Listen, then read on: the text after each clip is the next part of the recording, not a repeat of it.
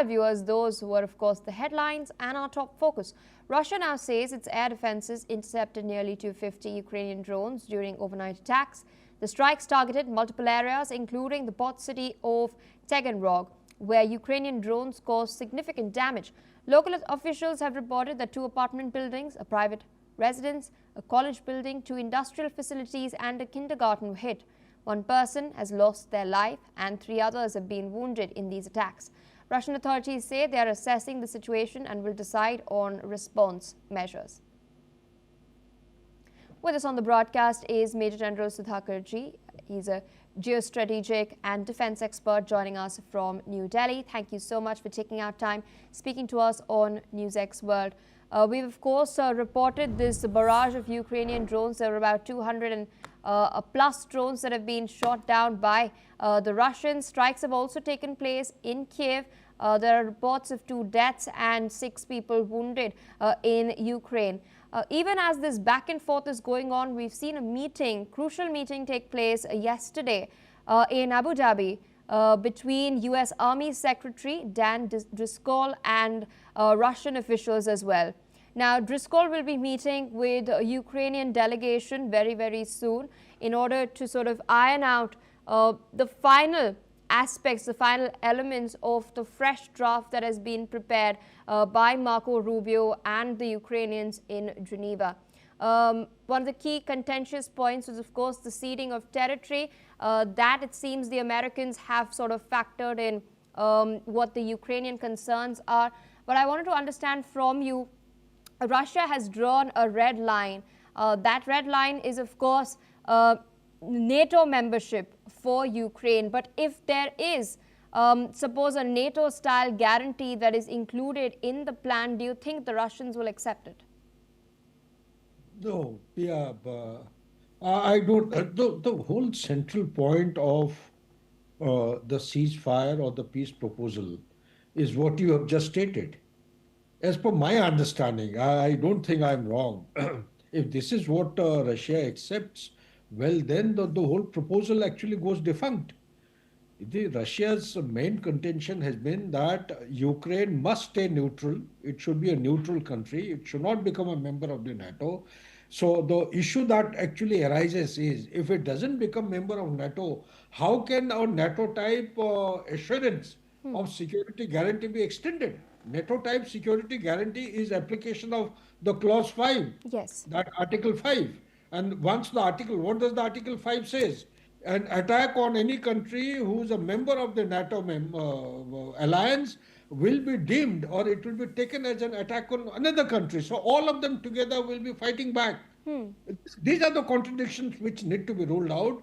And because the central point of Putin's or Russia's demand has been, one of the points is that Ukraine should not become member of the NATO.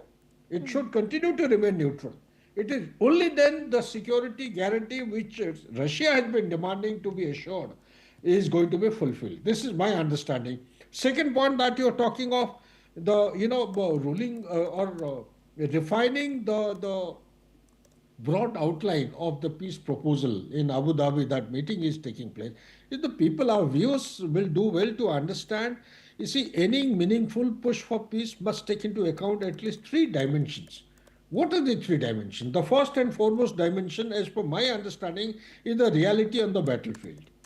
If this is understood, what is the reality? Reality is like yesterday you and me, I think we discussed, is that there are 5 oblasts.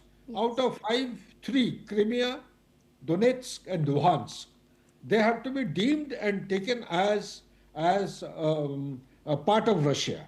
And when you say that in Donetsk, there is a little portion which is still with Ukraine. Ukraine has to forego, it's around 10 or 15%. They have to forego that and Russia has to take it. Because Russia is interested in that particular 10% because it rolls down, it dominates.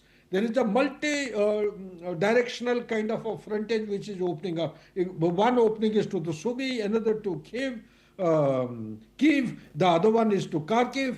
There is another one going towards Dnieper side. These are all, it's like a communication center in military parlance. The other 2, which they have taken in for this thing, is Kherson and Zaporizhia. Kherson and Zaporizhia, as per the peace proposal, as is various basis, they will freeze wherever they are. And the portion which is under Russia will continue to remain under Russia. This is the understanding. But the second point that I want to actually highlight is Ukraine's need for credible and lasting security assurance. Now, how does it happen? This is a very tricky issue. How do you provide security assurance to Ukraine without being a member of, if it continues as a neutral member? So therefore, there has to be some kind of a security architecture worked out, and some kind of a caveat has to be evolved or developed, wherein that even without becoming member of the NATO, it has to be given some kind of a security assurance. The third and most important point that comes to my mind is the creation of a new security framework in Europe. Now, this is the central point. Yes. This is what they should have done way back in 1990. Between 1990 till now, almost 35 years have passed by. They have forced the dissolution of the Warsaw Pact countries, the 8 members, which was formed as a counter to NATO, formation of NATO way back in late 50s. NATO came into existence in 1949. So therefore, if you have to ensure that the creation of a new security framework in Europe, what does it mean? It means that between the Eastern Europe and the Central Europe, there has to be along the border, consisting of Romania, you have Poland, this side is Belarus, and it goes on towards the Finland. That complete stretch of border has to have some kind of architecture which will ensure that the sphere of influence of NATO does not expand east of that line. That is the architecture. The other architecture which is required is within the Ukraine itself, what I have explained to you. Kherson, Zaporizhia, the area freezes wherever they are. Crimea, Donetsk and Luhansk become an integral part of Russia. If this is what it is, the scaling down of strength we discussed yesterday, Pia, if you recall, from 900,000 it has to scale down. Its force level in Ukraine has to scale down to 6,000, 600,000, and these are the primary issues.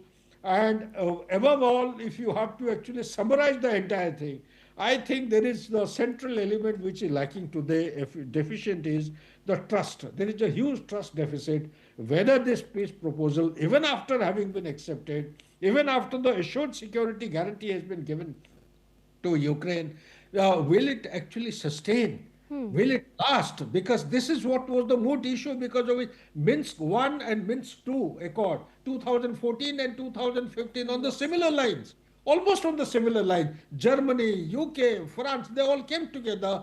It was on the final stage of being accepted. But unfortunately, what happened in April, the Prime Minister of UK went rushing. The agreement was supposed to be signed, an exclusive agreement. Turkey was playing a very vital role between Russia and Ukraine to stop the conflict. But he went and said, no, let the conflict go on. So, so whether it will last or not, this is a point where Donald Trump has to actually focus.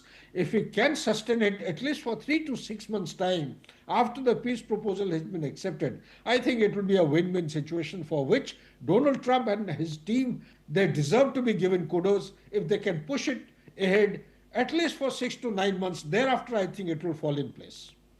Absolutely, sir. Requesting you to stay on with us as we're tracking some updates, this time from the United States of America.